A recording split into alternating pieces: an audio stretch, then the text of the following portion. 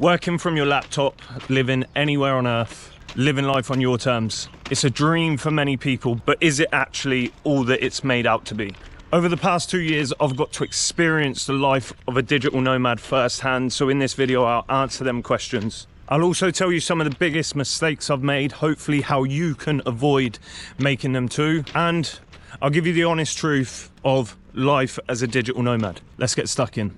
First of all, I want to give you a little bit of a background about me. So in 2018, I just finished a backpacking trip around all the trademark places, Australia, New Zealand, Southeast Asia. I'd been traveling before, but this time I caught a different kind of bug. All I wanted to do when I went home was get back away and build a life that could mean I could work from anywhere, work for myself, decide my own hours. So I went back, I worked towards it, and even though it took me a little bit longer than what I expected, that's how I've ended up here.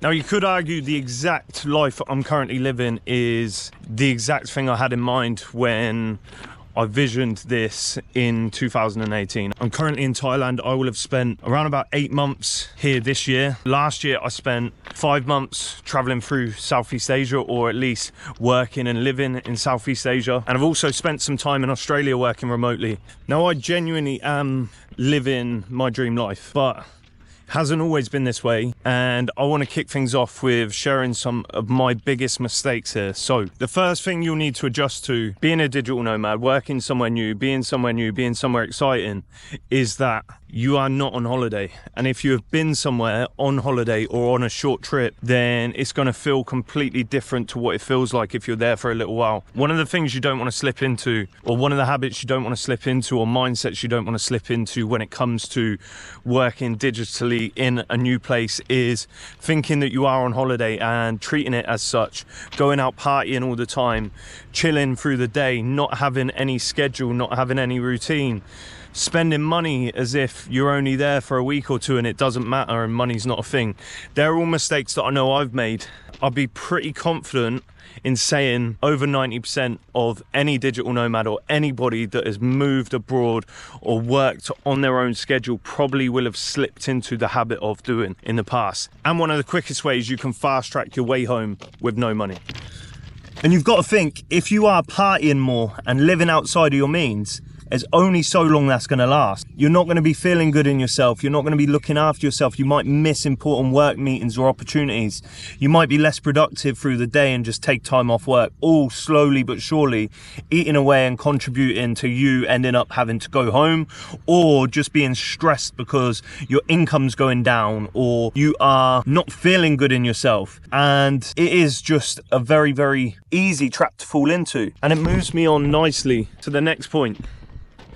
When you're away in these nice places like Thailand, you will meet people that are just passing through and they will just be here on holiday, and it won't matter if they go out. So they might be, come on, just come out for a few drinks. Cool, that's fine on the occasion. But if you're constantly doing that with people that are just passing through, that don't need to meet a deadline, don't have a schedule, don't need to make an income, then you're going to be living like they are. But the difference is they get to go home, they get to return to their job. You don't. I've fallen into the same trap. This is how I know pretty much all of these mistakes, because at one point or another, I've made the mistakes. I genuinely believe it could be one of the most fruitful and one of the most rewarding things for anyone's life, especially if you're a young man or young woman and you're coming up and you've got an adventure side of you and you want to see the world and you want to earn money at the same time, you want to live life on your terms. Sick, 100%. But it's not easy. You have bad days and good days just like you have back home, and you need to bear that in mind if you want to live this lifestyle. You have good times, you have bad times, and you have ups and downs just like when you're back home. Now, I've had to go home because I spent all of my money before, and it was either stay out here and just gamble on the fact that I was going to recover financially, or return home, realise that I f***ed up and go and sort something out financially, get myself back on track, get focused again, regroup, basically rebuild back from scratch. Why? Because I took my eye off the ball. And big reason, and what I think a lot of people overlook, is overestimating your income and underestimating your outgoings. And it's quite easy to live beyond your means when you see these cost of living videos and you only account for the cost of living there. But let's say you've got a car on finance back home. Let's say you have a credit card or a loan or some taxes that you've got to pay back home. Sometimes they're not accounted into the cost of living stuff. And if you budgeted, accounted for all these things, and it looks like you're going to live comfortably on the money that you've got, sometimes it might not last as long, or sometimes it might be a little bit more difficult to get by on the money you're bringing in versus the money going out.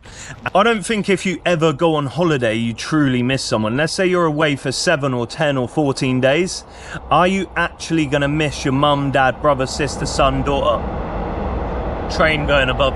I don't think you genuinely miss them, but when you're away for a long extended period, you do have to sometimes accept when you're seeing people do stuff back home, or you're thinking of someone's birthday, or you're having to phone back home. It can get a little bit lonely and you can miss people a lot. And that means you're going to feel a little bit less like you have a support network, because sometimes even when you do need someone and you are stressed, if you try to ring them, it might be the middle of the night, or it could just be they're working because the time difference.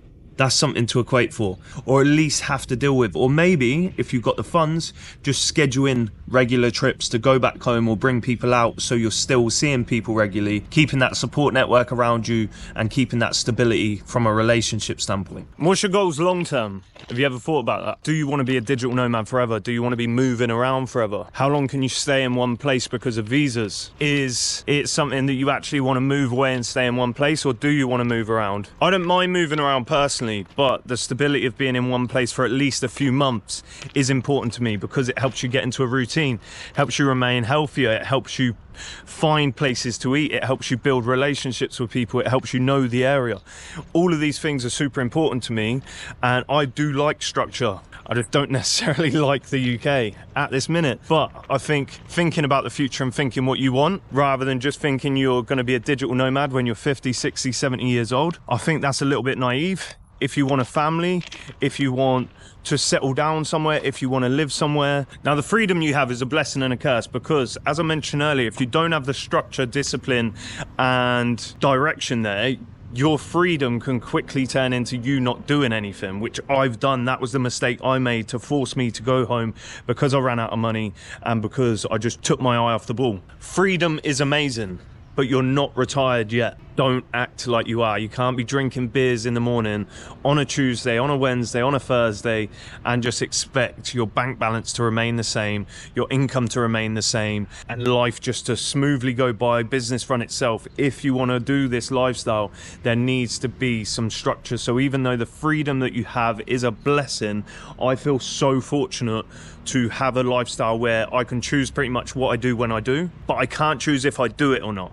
I still have to do it. So that freedom is there, but it doesn't mean you can just ignore doing shit altogether. Another point on looking after yourself. If you're not looking after yourself because you're moving around too frequently or you're partying too much, you are going to quickly want to have some home comforts, and home is going to become increasingly appealing, and you're going to just feel not as good in yourself. I think one of the most important parts of being away from home, living a life as a digital nomad, is looking after yourself physically. Because if you don't, you're going to feel lower. You're not going to be in the best spot. You're not going to feel as ambitious.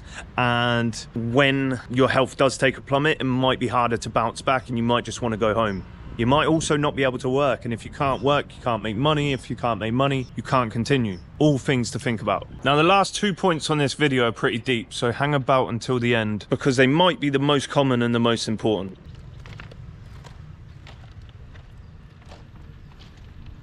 I think everyone thinks that becoming a YouTuber or being a YouTuber is the golden or the northern star of what to aim for when you want to be a digital nomad, and I fell into the trap. I initially thought that was all that I wanted to do and create videos and nothing else, and actually it just got me a little bit distracted from my main income source, and it wasn't making me any money at the time. Unless you want to be moving all the time and making interesting travel content and vlogging your whole life, it could be difficult, especially to make the volume of content that you would need to make a significant amount of money or enough money to get by on. And I will never discourage anyone. I think if you really want to do it, you should go for it. But it's time consuming. It's not going to make you that much money at first. My channel is monetized now, but I'm not making a ton of money by any means. It's certainly not enough to cover my bills. So that's something to bear in mind, is if you want to do that and if you want to take that route, just do know that it's going to take work. You're going to want to enjoy the process and not just be doing it because you've got this ideal in your head that that is the best thing to aim for. And also, it might not pay for some time. There are a few things to consider, and just know if that's your goal, go for it, but just be prepared for those things. It's not plain sailing. Even at this stage with my small channel with just over 5k subs, I'm still putting in quite a shift to get 2 videos put out each and every week. Now guys, I'm on to the final 2 parts of this video now, and it's a little bit heavier and it's a little bit personal because it's something that I've definitely gone through, and I know a lot of people have gone through or do go through when they travel, and that's feeling a little bit lost and chasing something that you're not quite sure what you're chasing. Let me just say this, your problems follow you anywhere, and going away and having a reset and being in a new environment is as good of a change as any to help you change your mindset, change the way you think, and potentially change your life. But I traveled a lot over the past 10 years, and all I can say is that until you do the work to solve your problems, they will continue to follow you no matter where you go. So if you've ever thought that it's the place that is the problem, maybe change it. But if you find that it's 2 places that are the problem, 3 places, 4 places, 5 places, it might be worth pausing for a second, thinking, is it something you need to address outside of just simply traveling or changing your environment? Like I said, a little bit deep, a little bit deeper than I usually like to go on this channel, but just knowing that I was chasing something for a long time that didn't actually exist externally to me. I wish I would have known that sooner, so I could have stopped looking for something else and just addressed what I needed to address within myself. Guys, I don't want to make out like I'm putting this lifestyle off for anyone. You just need to be realistic and need to know the realities of it.